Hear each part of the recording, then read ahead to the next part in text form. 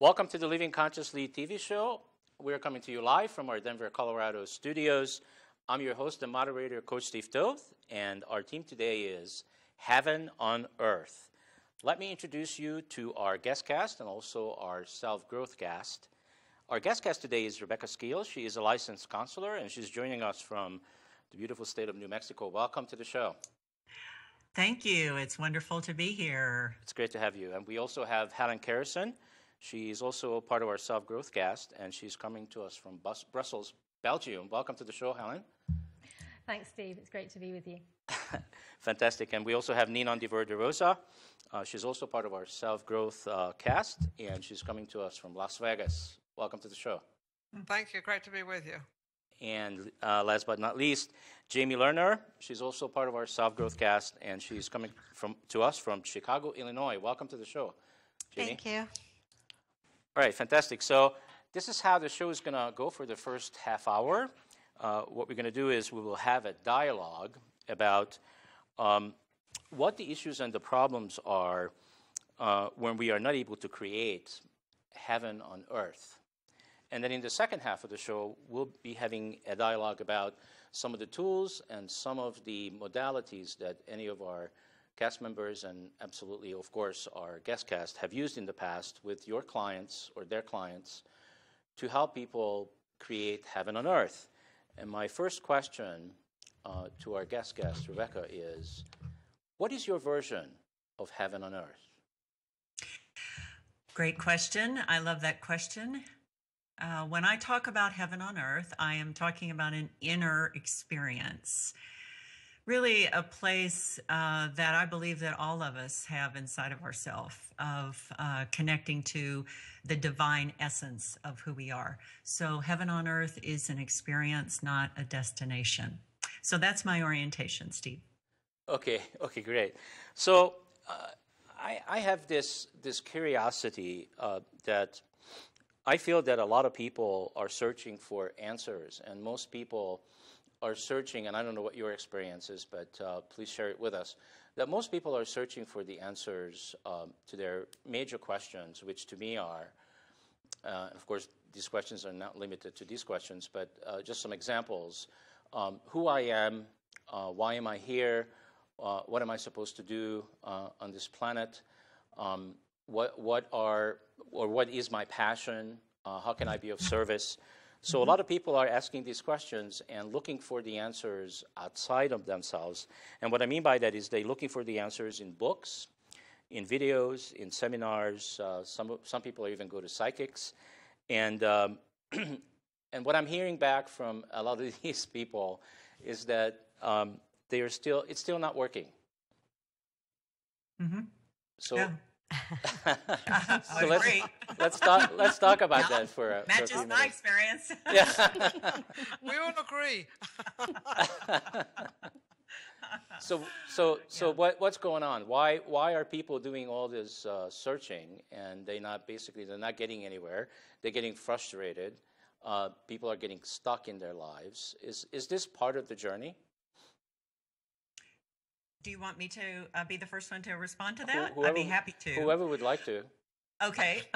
Well, first of all, I think searching is one of the innate, let's say, impulses of who we are as beings. I think we begin to search in our life when we feel discontent, when we feel like there's something maybe bigger, something else that's going on.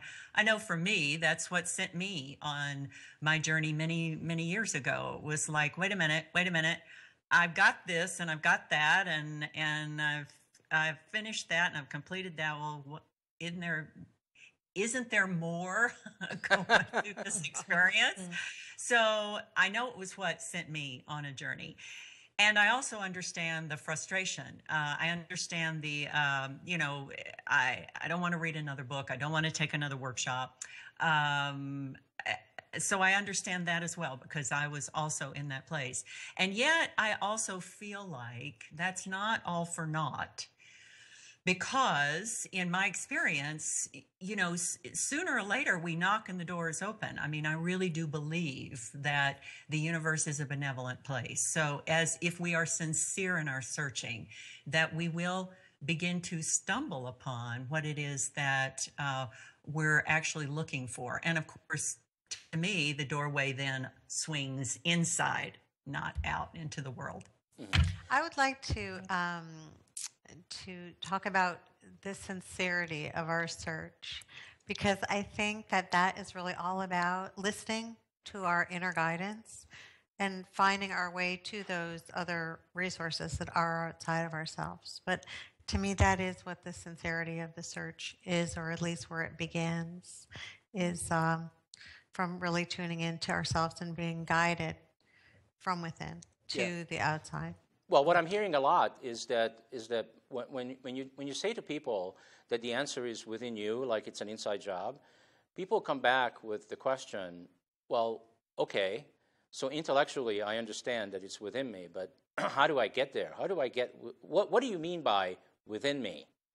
But I think if people would just quiet their minds, we've talked about this in so many other shows, the idea of mind chatter and just quieting yourself, that you will over time be able to hear that inner voice, because it is in all of us and available to all of us all the time. But I think that we have to become more sensitive to our inner voice, and I think that is where the guidance comes from. Yeah, I think we also get disconnected. I think we get disconnected from ourselves, from the outside world. And as Rebecca was saying, that we have all these things, we have this, we have the cars, we have everything else, and we get totally disconnected through this stuff, and we lose who we are. And then when we try to come back to ourselves, we're then lost again, because then we see all these books to read and all this stuff, and then we get confused again as how to sort of reach it. And I think, to reach it is to look at yourself and listen to yourself, as you were saying, Jamie. Listen to your inner self, and it's so hard to do that, because sometimes, you want to go straight ahead, and then you make a left, and you should have gone straight ahead, so you didn't listen to yourself. And I think we get very, very confused with ourselves. I don't think we can blame anybody else, and it is getting to know yourself within. Okay, so hang on for a second. Sorry. Hang on for a second. I'll come right back to you. I want to talk next, please. Okay, yeah, I'll come right back to you. So, Yay, Helen. so one of the things that I'm looking for to shift on this show is that we stop talking about we and them, and we start talking about I. So I'm requesting that, including myself, that we should speak from our personal references. Right. I think. I knew there was a reason why I was waiting to talk. I think that a lot of the searching is good, in the sense that actually there is a lot of information out there, and it helps to maybe orientate you in a certain direction. Just like this show, anybody who's watching this show has an interest and will pick up things from it. However, there comes a point, and I certainly found this with myself, that actually you've got enough of that information. Mm-hmm. You've got it. You've just now got to do it. And that's exactly the point, I think, Jamie, you were saying, that at that point, you've just got to say, okay, I've got all I need, actually. I don't need any more information on this, that, or the other. Now I need to work on myself. Mm-hmm. And that's a little bit the scary point, because it's easier with books. It's easier with videos and with audio and listening to other people. So, yes, it's very much, I think, about quieting your mind and trusting that when you listen to yourself, there's something there to hear. Yes, and then also I know for myself to kind of sift through all the information and to trust what resonates with you, because what resonates with you will allow you, I think, to tap into that and utilize that to move yourself in whatever direction you're trying to go. Yeah. Well, but the world is very seductive. I mean, let's face it, there are a lot of things that sparkle out there that we got to go check out. I know that was the way it was for me. I spent a lot of my early 20s and 30s really checking those sparkly things out, saying, well, maybe this is it, or I've been told that's it, so let me go do that.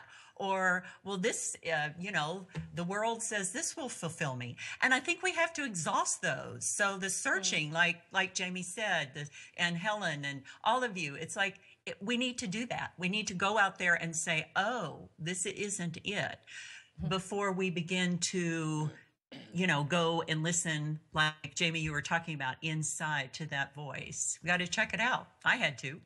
Yeah, so I actually had a friend of mine recently come to me and say, okay, so every time I come to you and mention that, I watched this video or I read this book or whatever, and I'm bringing it to you, hoping that you will check it out, he said that he's actually experiencing resistance from me, that I'm not open.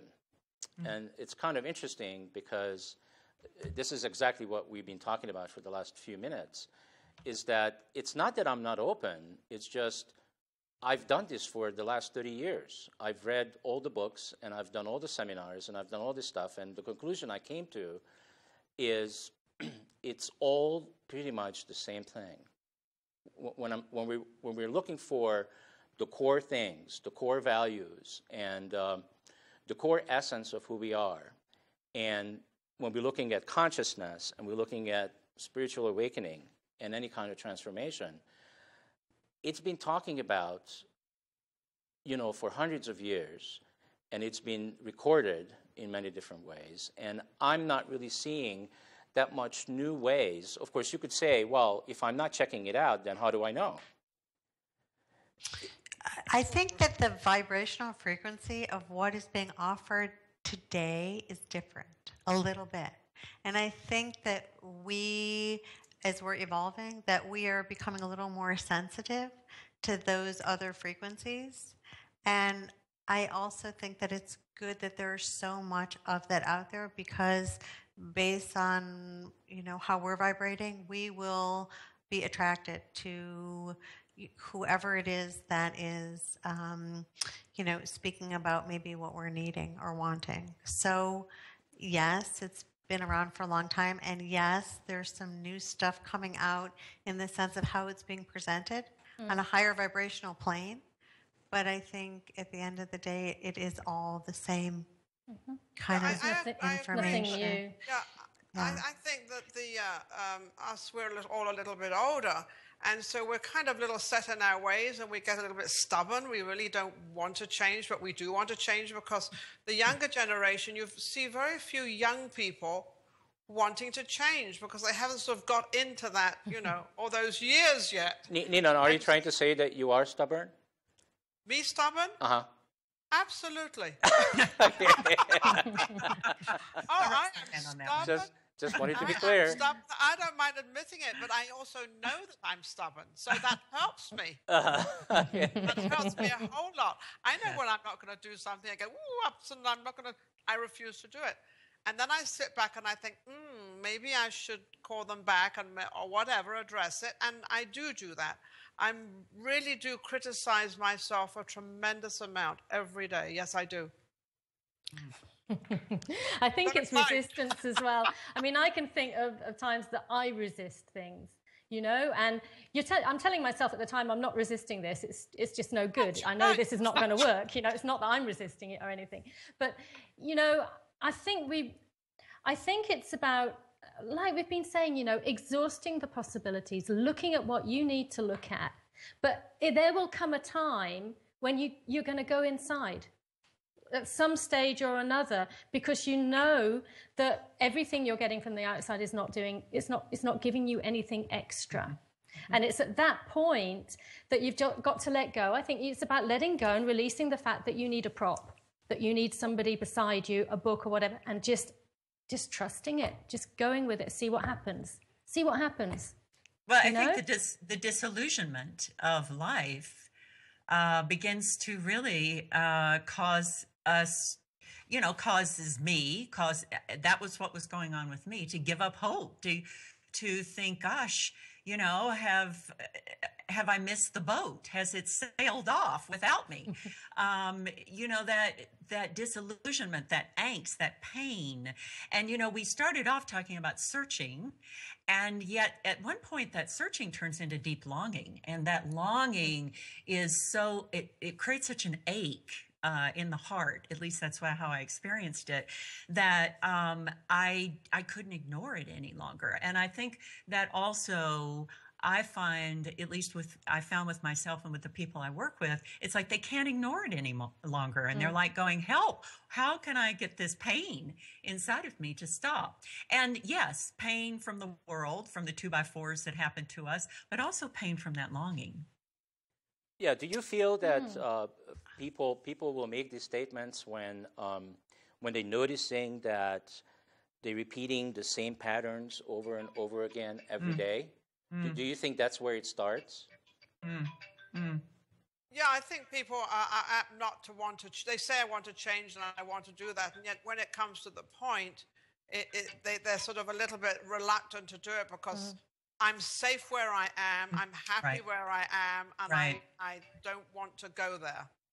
Okay. Even That's though they fear, could read. It's fear. It is fear. It's that innate taking feeling that of step. fear. Taking that step. I take steps all the time. I don't have fear. So I just sort of march forward, and if it doesn't work, it doesn't work. I'm not afraid to admit it doesn't work because not everything I do will work. It just will not. But at least try it. Well, that's the thing. And when you can trust yourself to the point that you know that whatever you do, whether it works or not, it doesn't actually matter because it's just part of it. You know, and actually go out fearlessly, you know, with courage. No, it's fearless. It's not even about courage. It's about releasing that fear and faith, not in the religious sense, but faith in yourself and trust is where that lies. That's what gives you that ability to be fearless. Yeah, and when you're fearless, you can do anything. Absolutely, and that's where I have trust. I have trust in most people, well, all people until proven different. I trust them. 100%. And then they let me down, they don't let me down. But what about yourself? Whatever. It's about trusting yourself. I do trust myself, and that's why I go forward with it, because I trust myself in it. And if it doesn't work, it doesn't work, but I'll trust it. Yeah, absolutely. You know, I've also found that people are reluctant to give up the story that they have worked so hard to create. And so when given the option, even a very loving option to substitute that story with something heavenly or something that feels better, there's resistance to that as well. So it's interesting. We want it, but we're not so sure we want it. Right. Well, that's because of security. That's because we're secure where we are. We feel so secure that, wow, if we give this up, where am I going to be? And, you know, you get afraid and frightened and you don't let go. Yes. The years ago, when I began to teach about heaven on earth, and gosh, it surprised me that I was going to be teaching on heaven on earth. I mean, this was not something that I never knew I was going to be doing this. But Rebecca, I'm a minister. I am a minister. I am an ordained minister, yes. Yeah. Which I thought was fascinating. Yeah, well, still, it was a surprise. I mean, you know, maybe it's that old thing of, we're the last to finally see what we're supposed to be doing in our life, you know. I discovered that the human nature has an agenda. And, the part of the human nature agenda is to stay in what's comfortable, what's known, what's safe, what's secure, what's the status quo. And that's the human nature agenda. And if we look at our life, I can certainly look at mine, and it's like, okay, I'm here, I've arrived, I know this, I'm safe here, I'm comfortable. And yet our spiritual dimension, our spiritual agenda is not about that at all. It's about growth. It's about expansion. It's about revelation. It's about the unknown. So you have the spiritual and it's about evolution. And it's about evolution. Yes. And so how do these two come together and do this dance? There's the rub, as they say, right? Yeah, so I have two statements I'd like to make, and please tell me if either one of these statements, or maybe both of them, are universal truth. The first one is, what we resist persists. I would agree with that. I believe that. Yeah. You feel it's a universal truth? Yes, okay. I do. Yes. Okay. And what we don't deal with will deal with us. Absolutely. Inevitably, yeah. Yes. Rebecca, why are you cracking up? My experience. Steve, it sounds like you're writing a book. Or telling jokes. No, this is just what's coming to me in the moment. So also what I'm curious about, so yeah, I mean, what you were talking about, creating heaven on earth, and actually the theme today is heaven on earth. It's becoming more and more popular. But interestingly, human nature has it that we are so much more masterful, and I know I'm going to get some resistance for this, but that's okay, that we have been so masterful creating hell on earth instead. Why is that? Like, my commitment is to create heaven on earth. And I don't want to be creating dramas, and I don't want to do all this stuff that reminds me that this is not why I came here for. Well, look at our society. Unfortunately, people get rewarded for hard work, for long suffering, for things that are difficult. So all of those reinforcements from society from a very early age.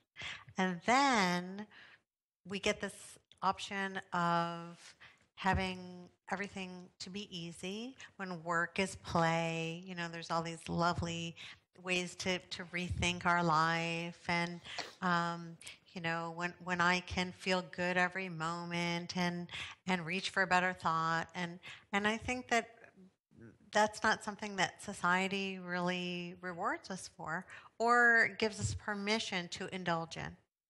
So it is I think, a shift in consciousness that we have to embrace, or we can choose to embrace. But I think that was an interesting word you used there, Jamie, indulge. It's Yeah. seen as an indulgence. yes, You know, not as who we are, as what, you know, who the essence of us and what we're, you know, here to experience. It's an indulgence, and you know, it's something you do, and then you get back to the real job of life. You know, We're so programmed into this sort of 9 to 5 and go to bed at 10 and get up at 7 or 8. We're all programmed in to do this. And is this really what we want? Is this really how we want to live our life? But then we have to bring the money in to pay the rent, to pay the car, to pay the light bill. So we are programmed to do all these things, and we get so, all of us get so caught up in this that we don't feel that room to really find out who exactly we really are. And I think that's the whole program, is who are we? Take the time out and look at yourself. My favorite thing is look at yourself in the mirror and love you. That's one of my favorite sayings. Look in the mirror and love yourself, regardless whether you're fat, skinny, what color you are, what religion. Doesn't make any difference. It's you. That's all you have. There's only one thing you have in this world, is yourself.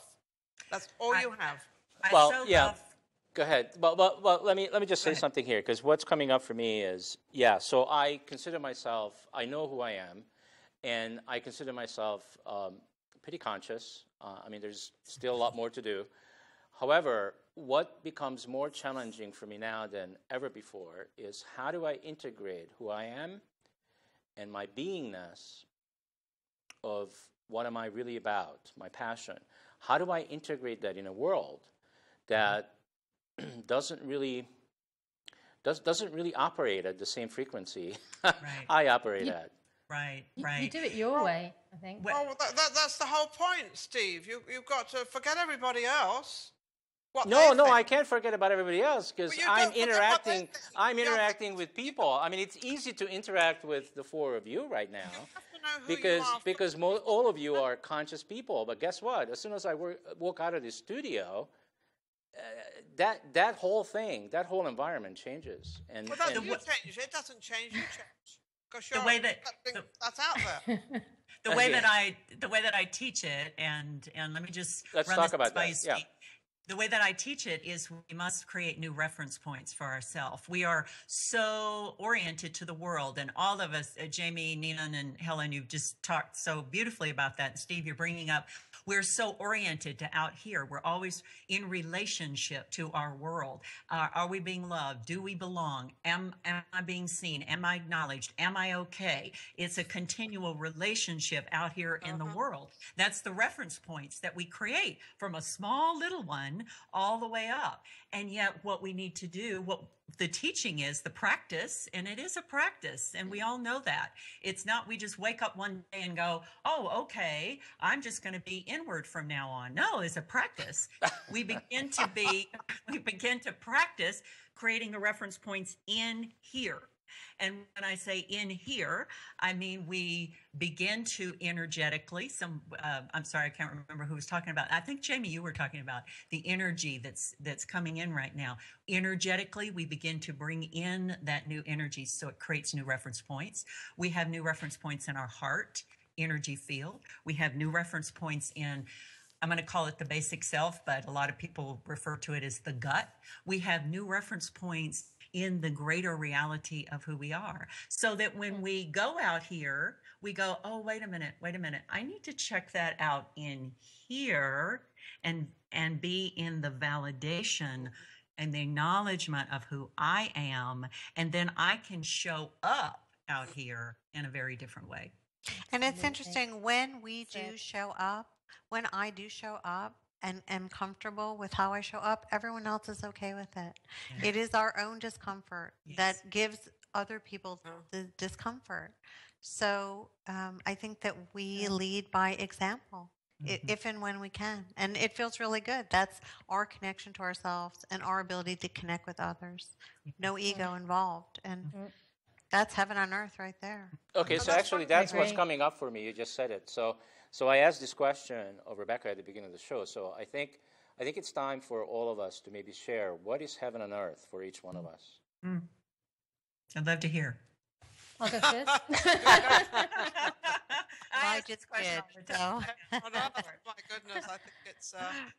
Well, I'm a pretty happy soul. I always have been. I was born a happy soul, apparently, and we always relate back to our childhood. And apparently, this, what I was told, only hearsay, that I never really cried. I was always happy and laughing and smiling. And that seems to have sort of continued through my life.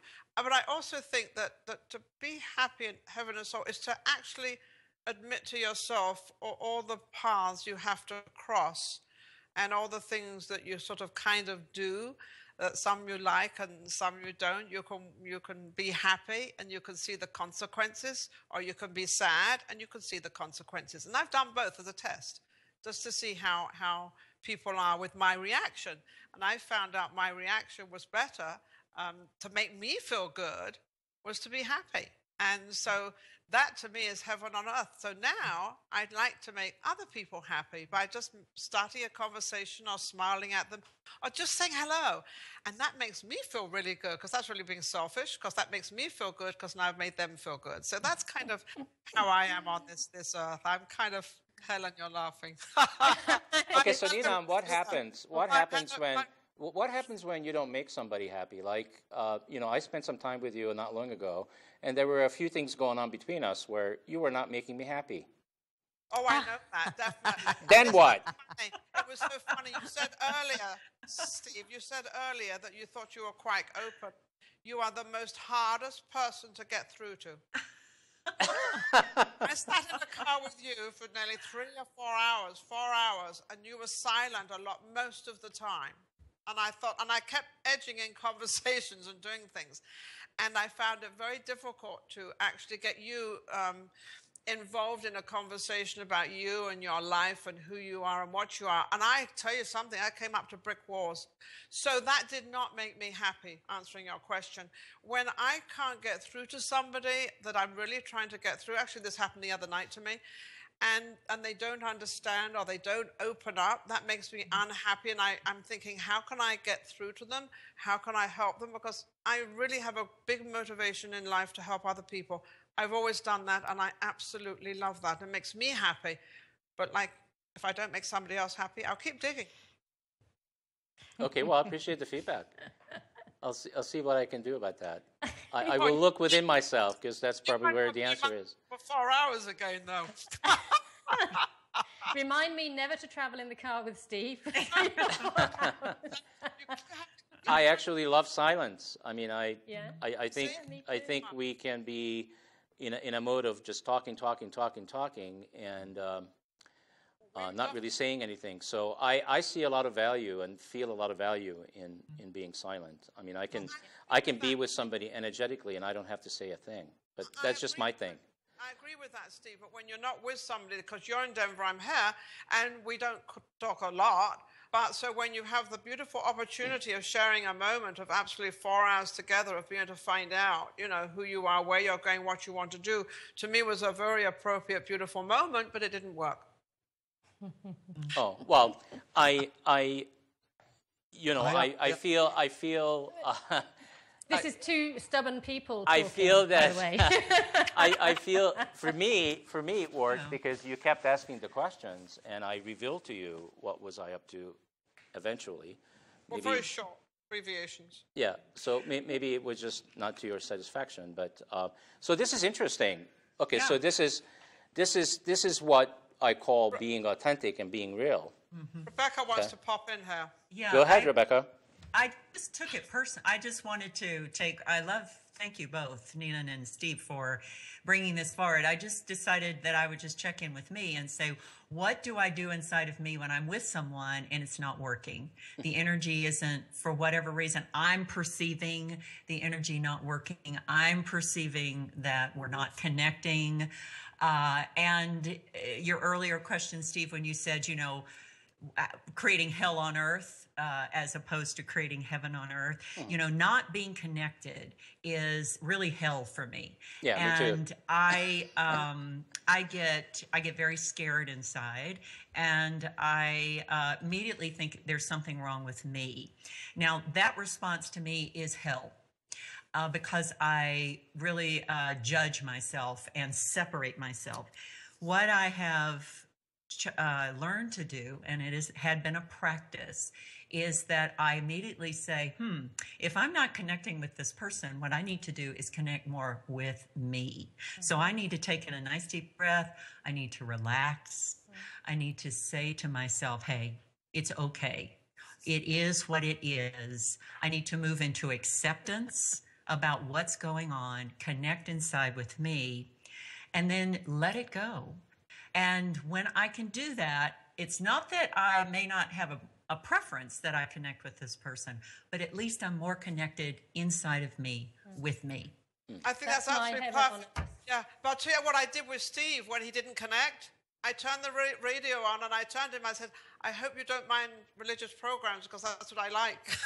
And that's what I did. And so I did really do what I wanted to do. Cause Yeah, connected to you. Yes, and I don't like religious programs, and it was okay with me. It was perfectly okay with me. Cool.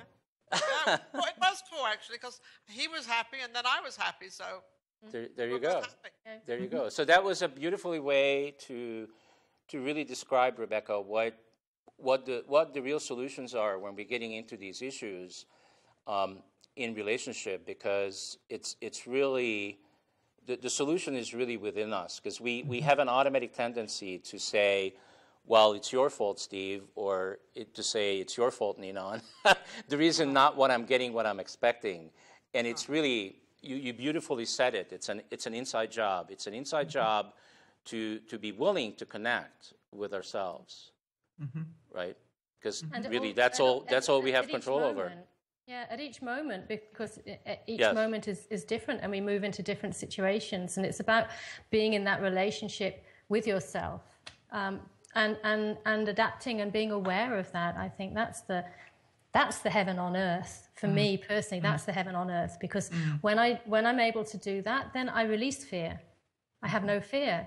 I have no fear about being judged. I don't fear myself. I have no fear about anything, because I'm in that space. You know, I have that relationship and connection. Yeah. Awesome. Jay, what's your heaven on earth?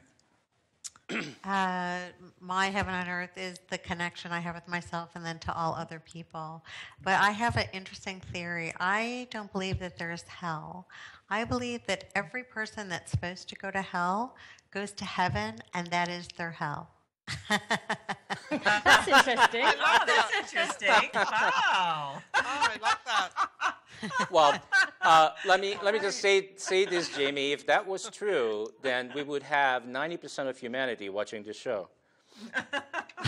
Well, no, they would all be happy. They would need to. They would need to. They're all where they need to be. But it's a great theory. But Jamie, I have to say, I've asked many, many people that question. I have never heard that response. I love it. Thank you for that. Talk about positive. I think it's Yeah. great. That's very good. That's very good. Helen, did you do yours yet? I did. Oh, okay. I'll do it Okay, again if so you like, everybody right? did it. Okay, so What it's about my yours, Steve? it's my turn. All right. So Yeah. my version of heaven on earth is the love that I have for myself, which is such a complete love that there are no holes inside of me. I don't need to feel anything from the outside world to have this love. So I have that love, and then to be able to live in this love, in this energy of love, as much as possible, and even be willing to have this practice of mine, which is, and I've been playing with this for some time, this duality world that we're living in, is to see if I'm able to take, like an example of it would be, take what Ninan just said to me, which an option I would have, which would create hell, is to take it personally, okay? So instead of doing that, take the positive and the negative side of what Ninan just said to me and collapse it into love itself and see what happens. So I feel that, for me, that practice is what can create heaven on earth for me. That's wonderful. Beautifully put, Steve. Beautifully put. You know, back when I was talking about I just use my hands here, at the human agenda and the divine agenda, and how do we get them to really come together. I call it the dance of the divine and the human. And that coming together, to me, is a dissolving. I love that you use that word, Steve. It is a dissolving the seemingly duality of positions, or right, wrong, or personal, impersonal, dissolving it into the living love that we are. And these are going to be my words for this. The living love that we are does dissolve that. It dissolves those two into one, which of course is what living love is. It is that oneness, that union. Yes, absolutely. And now we can also we can have the actual tenacity to bring up the two things that I know of. I own another network, but the reason I'm bringing this up is because the two things I don't talk about on that network is religion and politics. I don't know anything more powerful in this world that we have created that does more damage than to make a stance on politics and make a stance on religion. Do you? Well, Make a stance on I either think of them. making a They're stance both is one thing. drama and power, drama and that, you know, it's man-made, it's external, it's, yeah. You're contradicting yourself, Steve, because you said you never talk about politics or religion, so how do we answer? Well, you answer however you want to answer for you. Okay. But I think that, you know, when we're in that loving place of allowing, then it doesn't bother us as much to engage in conversation with people that feel the need to discuss politics and religion, because we're able to hear them in a way that doesn't rub us the wrong way. Okay. So, Jamie, I got to check into reality right now. Okay. Okay. Okay. So when you turn on the television and you watch the news, or you watch Yeah. what's going on in our politics right now, Yes. doesn't that turn your stomach? Well, no, it doesn't, because I choose to watch a station that delivers the facts without the drama. So it feels better to get the information. And I have practiced myself into such a place where I am able to take in the information without any of the emotional content. So that is a practice, and it does take practice to do that. So the answer would be no, I'm not bothered I by agree. it. No, No, I'm it's- not bothered either. Well, I'm gonna.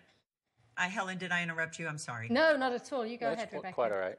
Okay. I'm going to say that yes, some of it does bother me, and I'm going to tell you what I do with it.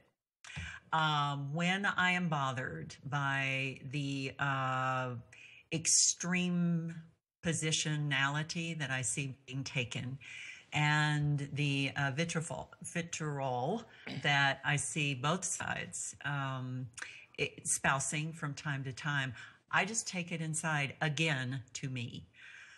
To me, I take a look at the parts of me, and now I'm going to talk about my belief system here now. I believe this is not my only life.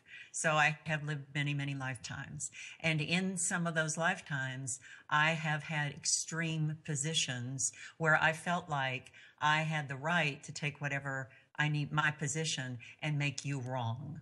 And I did that in maybe really extreme ways. Maybe I even took your life because of it, or I created some kind of whatever for you because you did not see it the way that I saw it. So I take that to me, and then I do what you talked about earlier, Steve. I take it to the loving.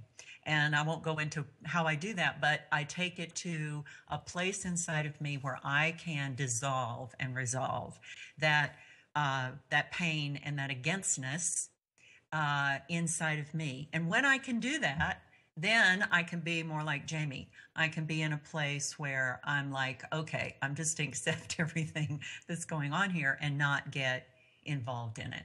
So, Oh, wow, this is really cool. So let's check this out. So are we saying then that how we experiencing the world, the outer world, is actually our mirror? that's what I believe. I think so. That's what I believe. I think so. Yes. So whatever is existing inside of us is what is being shown to us in what's happening outside in the outside world. Is that accurate? Well, How we perceive the outside as world. we perceive it. It's How we like, perceive it. yeah. I mean, the outside world is happening, what it is. How am I perceiving it in any given moment? Because that has changed. I mean, if you think about, I know I do, when I think about how I perceive things now and dramas and situations, all the rest, and how I would have perceived it sort of years ago, they're totally different. They're totally different. Absolutely The drama, the situation can be exactly the same. You know, there's nothing new. It comes round and round and round. You know, it's cyclical. But how I perceive these dramas and the politics and religion, whatever, is totally different now. I find actually the politics quite interesting. I look at it not on a judgmental side. I look at it as an educational side of what they're all doing out there and how they're all handling it and getting on with it all. I look think at it's them as fascinating. salespeople. Yeah. Salespeople and marketing people, and they think, oh yeah, I know exactly what you're up to. That's Yeah, I fine. know. It's sort of it's like a training out there of, oh, look, they're out there doing this. So I look at it a little bit different. I sort of, and if I don't like it, flick the station. And like Jamie, I always find a station where I'm happy on, which is normally a PBS station where I can watch, things which are a little bit, I'm not going to say honest, but a little bit more to my palate. All right, great. So let's share some more tools and maybe some other modalities that any one of you have used with yourself, your growth, or helping somebody else, how to create this heaven on earth that we've been talking about for most of the hour. Good Lord, don't be afraid. Don't be afraid of yourself, right, Helen? Absolutely. Don't be afraid of yourself. God, I keep saying this, love yourself first. Because if you don't love yourself, how can you love anybody else? So you've got to understand, and don't be afraid. Just, if you make a mistake, it's okay. It doesn't matter. You made the mistake. Maybe other people don't know you made the mistake. So why assume that they know that you did make that mistake? So, go out there and just, try it. You might like it. So how do people love themselves? So how do people even know that they're not loving themselves? I think it's about actually releasing.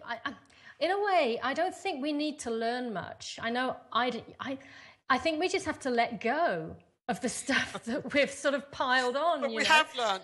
Yeah, because and when we can actually release that and let it go, then the good stuff and who automatically shines through. It's almost like we've got layers and layers of sort of crust, you know, and we have to chip away at that. And when we can do that, and that's getting rid of the fear, getting rid of the self-doubt, the self-loathing, all the reasons for you not loving yourself, for me not loving myself, then I think you begin to see the shiny, the brilliance underneath. So I use ways with my clients and with myself in order to let go of those anxieties, the part of me which is limiting me, and the part of me which is keeping that layer in place. And to do that for me personally and for my clients is the key. So how much? I think also letting go of things, letting go of things you accumulate. And sometimes I just moved, and I was in a much bigger house. Yeah. I was in a much bigger house than I am now, and it obviously wouldn't all fit. And I was devastated that I'm going to lose all this stuff. But you know something? It was like several cloaks coming off me of getting rid of stuff I probably hadn't seen for years, and I probably wouldn't even use for years. But it was just don't be afraid to get rid of these belongings that you have around you. Because if you get rid of those belongings, you kind of it's like cleaning your closet, which it really is literally cleaning your closet. But it really makes you feel, and I have to say that I don't miss anything. I can't even remember what I got rid of, but, a few things I can, because I'm very happy about. But it was easy. I did this recently. Yeah, I did this recently, and it was wonderful. I cleaned out all the stuff from my closet, all went down to the charity shop, and thought, oh my goodness, I haven't got anything left to wear. I had really had still have stuff to wear. stripping it all out. But it's great, and just decluttering. Clean yourself inside and clean yourself outside. I think that's what we need. These belongings don't really, they start belonging to us. They start taking over us, and that's not good. So how much of all of this conversation is about the brain, and how much of it is about the heart? And I sometimes say that, our brain is having intercourse with itself. Oh, Steve, you always have to bring sex into it. Yes, I do. Sex is a beautiful thing. Jamie will back me up on that. Let me address that for a second, because everybody wants to talk about sex now. Come on, Steve. Oh, okay. Well, are we talking about sex or no? Whatever you want to talk about. Okay. It's a free form. That's fine. How much of it is the brain? How much it is the heart? How much of it is? I'd like to say it includes all the above and more. We are a physical being, we are an energy being, and we are a spiritual being. And like three legs of a stool, we have to work with all of aspects of ourselves. And, there's a lot out there about the mind and shifting beliefs and putting in new neural pathways and all that kind of thing. There's a lot out there about the heart and the energy field of the heart, and how the heart really is the engine, how everything else runs from the heart energy. And yet there's even more to that. There's the subtle levels of who we are. There's the basic self. There's the soul. And how do you work with all of that to actually do what Nina and Helen, you're talking about? Get rid of fear, clean out that closet, clean yourself inner and outer. Those are, and I find that we need tools. I find that at least the people that I work with, and I found this to be true for me, because I could love this part of me, but I didn't want you to see that part of me. And this part of me over here, I hid, and I stuffed it down into a closet or way up on the top shelf. And so to bring those parts out and to love them, well, I needed tools for that. And I needed to know how was I going to really love this? And so to me, it is an inner process of embodiment of vibration of loving, where every cell of my body lights up, if you will, with the power of love. And that took tools for me. That took practice. Yeah, to be able to integrate all of ourselves. I think that makes a lot of sense. And yeah, fantastic. Yeah, Jamie was practicing one of these modalities. I am recently amazed. in I Chicago. cannot even tell you. Yeah, just mention how- something about that because I think it's Oh, my very goodness. interesting for our Well, viewers just as well. the 5 days of the brain training was, I'm still amazed at the results. But it has really kind of reset my natural balance in my brain, like the natural balance that I was born with. And It's beautiful. it is, yes, it is beautiful. And to think that 5 days could be life changing. Yeah. What is the biggest thing that you felt that you changed, Jamie, that you brought to Well, light? You know, the thing that I was the most resistant to was there was no gray area in my brain. It was either yes or no, and that's how I have operated for a long time. And I feel like I've really practiced myself into navigating through my senses and knowing either it's a hell yes or a hell no. And when they said, you know, we really need to create some balance here. This gray area is the more natural state of balance in the brain. I said, no, don't do that. I've really worked very hard to and to be quite accurate. And what they said is that, you know, the natural state of the brain allows you to just naturally gravitate through your senses. In that of, you know, yes or no. And what I have found is that's the case. It's not a yes or no anymore. It just is. I'm able to navigate through distance, and it, I don't know, really fascinates. What is? Yeah. And the other thing is, Acceptance, big time. Yeah. What is being accepted? Yeah, fantastic. All right, so actually I wanted to mention one more thing is that on one of our network shows, we actually had somebody refer to that I had conversation about with several people, and I shorted out their brain, which has to do with what if money was love? I think a lot of people see it that way. And I believe that money is a currency. And so a current meaning an energy flow. And to me, we can have a relationship with money that is a love-based relationship, not as a substitute for love, but as a extension of the loving of who we are. Yeah, I think there's a very fine line there between money and love. And if you don't have money, very few people love you, you know, which is sad. And I hate to think that money rules love. And I've been in a lot of different positions regarding money and not having it, but I always had myself. And I always had me, and that's one thing nobody could ever take away from. They couldn't take me away. And so I think I've lived with money and lived without money. And it's definitely more convenient with money. Whether it buys love or not, no, I don't think so. it's just an energy. Energy Yeah. or one. Absolutely. Yeah, it's a currency, yes. Absolutely. Yeah. Just, Yeah, Love. I also am aware of a lot of third world countries when people have no money to speak of, but there is a lot of love. How do you explain that? Because heaven on earth is an inner experience. Well, they've never had the experience of money, so they don't know. They have no idea probably what money is. I believe that a true essence of each soul on this planet has the ability to really create that inner heaven, even in the midst of extreme poverty. And I know you all know that. There was a